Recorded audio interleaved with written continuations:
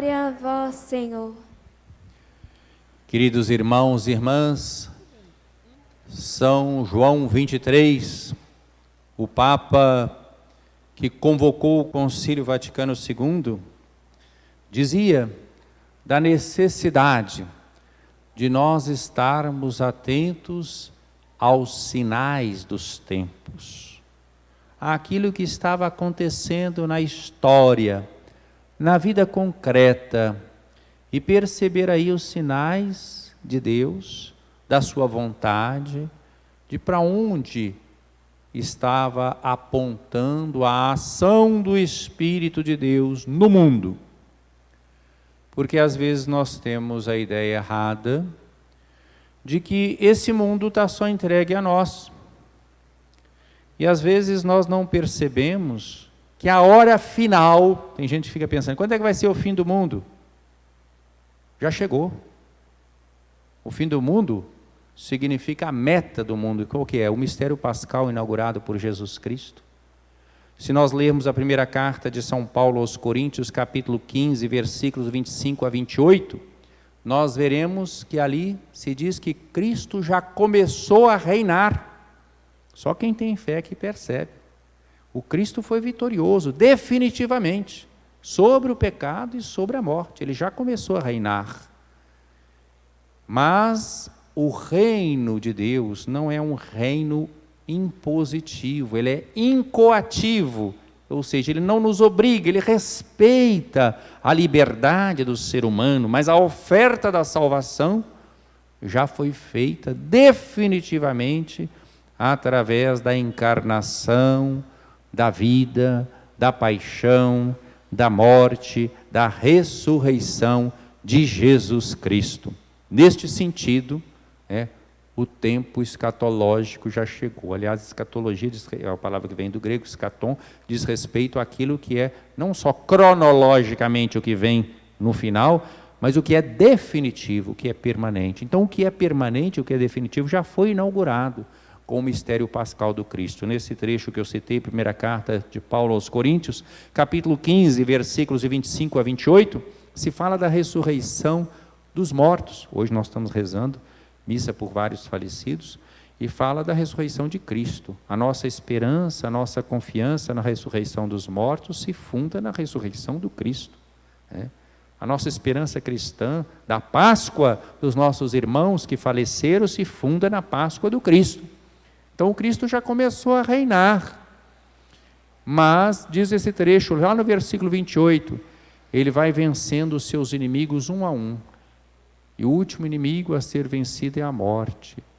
E quando tudo estiver submetido a Jesus Cristo, então ele entregará o reino ao Pai, para que Deus, o Pai, seja tudo em todos. 1 Coríntios, capítulo 15, versículo 28. Então o reino já está presente, já está em curso. O que pode acontecer é que nós, pelo nosso pecado, pela nossa resistência, nós atrasamos a realização do reino e atraímos sobre nós mesmos e sobre os outros o sofrimento. Isso acontece. Mas o reino já está em curso na história. Então não é sem importância os acontecimentos da história. Tudo o que acontece na história atual, então neste mundo, não é só na vida depois da morte, que favorece a fraternidade, a justiça, o amor, a solidariedade, a misericórdia, é sinal do reino. É importante. Por isso é que o cristão não pode ser um alienado. Alienado é alguém que foge do tempo da história, mas é alguém que vive o segmento de Jesus Cristo, a missão e o serviço na história, no mundo. A plenitude será depois, mas já acontece aqui agora. Nós encontramos com Deus na história, na nossa vida concreta, ou então não encontraremos com Ele no final. Então o tempo presente é tempo de graça, não existe só uma história profana. A história que está em curso é uma história da salvação, e o nosso encontro com Deus se dá nessa história da salvação. É muito importante isso para a gente perceber a nossa vocação de batizados e a nossa missão. Estamos no mês das missões. E Jesus está falando sobre isso para os seus contemporâneos, naquele tempo, e para nós hoje que estamos ouvindo a palavra. Nós somos muito espertos para saber o que está acontecendo. Vejam como nós somos interessados, por exemplo, no tempo. Como é que é? Qual é a previsão do tempo? Vai chover? Não vai chover? Vai fazer calor? Vai fazer frio? E o pessoal estuda, o pessoal dá informação. Onde está o nosso interesse? A gente percebe, decifra as coisas. Quando vedes uma nuvem vinda do ocidente, logo dizeis, que vem chuva. E assim acontece. Né? Aí Jesus disse, hipócritas, né? Vós sabeis interpretar o aspecto da terra e do céu. Como é que não sabeis interpretar o tempo presente? O tempo é a história. Né? Por que não julgais por vós mesmos o que é justo? E aí ele dá um exemplo. Quando você está a caminho com seu adversário, com alguém com quem você tem alguma contenda, um conflito, indo para o tribunal, olha, procure entrar em acordo com ele, antes de você chegar lá. Porque vai que você chega lá e você perde. Você vai ser entregue ao guarda, e o guarda vai te levar para a cadeia, e lá você vai ficar até pagar o último centavo. O que é esse estar a caminho? É na história, na vida. Então, na vida, nós devemos ser promotores da justiça e da paz, promover a reconciliação, entrar em acordo com nossos adversários. O magistrado diante do qual nós vamos comparecer é Deus, é o tribunal de Deus. Disto também fala, de certa forma, esta belíssima carta aos Efésios, que nós estamos lendo e meditando nesses dias na liturgia.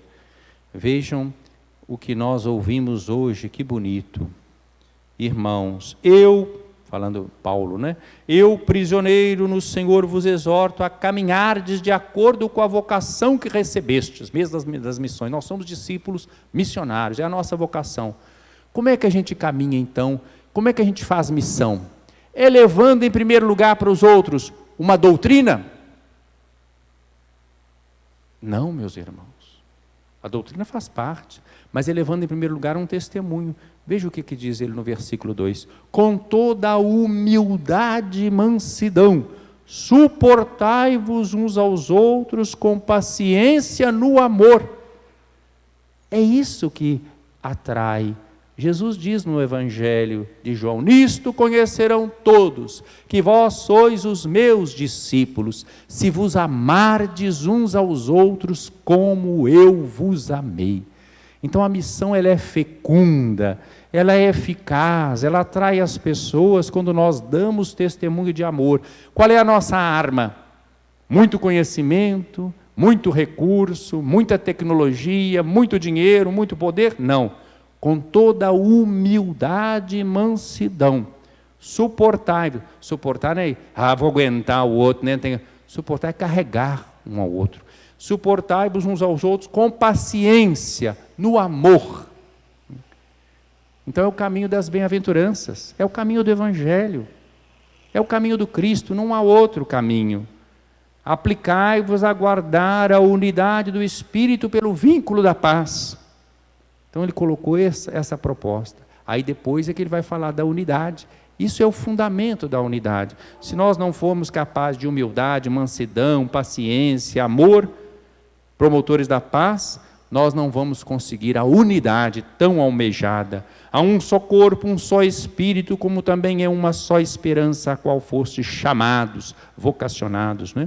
Há um só Senhor, uma só fé, um só batismo, um só Deus e Pai de todos, que reina sobre todos e age por meio de todos e permanece em todos. Olha quantas vezes, aqui falou de fé, esperança e caridade, aqui falou de humildade, falou de amor, falou que Deus está e age em todos. Não é isso que o Papa falou nessa última encíclica, documento solene, Fratelli Tutti, todos irmãos? Olha quantas vezes nesse trecho nós ouvimos a palavra todos. Um só Deus e Pai de todos, que reina sobre todos, age por meio de todos e permanece em todos. Então isso é a palavra de Deus. Não é só com os católicos, não é só com os cristãos. O Espírito sopra onde quer, sopra no mundo inteiro. Então aquilo que o Papa Francisco está nos convidando, como discípulos de Jesus Cristo, a perspectiva dele é claro que é a perspectiva cristã, é a partir da revelação cristã, mas só se dirigindo a todas as pessoas de boa vontade, é justamente para que nós cristãos possamos dar ao mundo um testemunho de amor, de fraternidade universal. Enganam-se aqueles que pensam que vão fazer missão com espada de ortodoxia e de doutrina. Não se trata de desprezar nem ortodoxia e nem de doutrina, mas não há ortodoxia e doutrinas certas que não promovem a caridade. Já dizia o grande Santo Agostinho, né? No essencial, a unidade. No secundário, a liberdade. Em tudo, a caridade, o amor. Quando nós não damos testemunho do amor, a nossa missão fracassa. Que nós aprendamos da palavra de Deus e, acolhendo os sinais dos tempos, aquilo que o Espírito está dizendo à igreja, especialmente através do Papa Francisco, do seu magistério, dos acontecimentos da história, sejamos promotores da unidade, da paz, da justiça e do amor. São João Capistrano, que nós recordamos hoje, eu não vou falar a vida dele, mas foi um franciscano, grande evangelizador, grande missionário na Europa. Tinha sua vida inicialmente estabelecida, era um juiz bem-sucedido lá em Perúdia, durante 10 anos exerceu a sua missão, promovendo a paz, muito competente e estimado. Enquanto ele estava negociando a paz num conflito, foi traído e foi preso. Na prisão, teve uma visão de São Francisco de Assis. E São Francisco de Assis o convidando para entrar para a sua ordem. Ele deixou a namorada, tornou-se franciscano e se tornou um grande missionário em toda a Europa. Esteve na Itália, na Alemanha, na França, na região da Palestina, na Polônia, na Hungria, e numa época difícil, um grande promotor da paz. Que nós estejamos também à altura dos desafios do nosso tempo, percebendo os sinais dos tempos, dóceis ao Espírito. Louvado seja nosso Senhor Jesus Cristo. Para sempre seja louvado.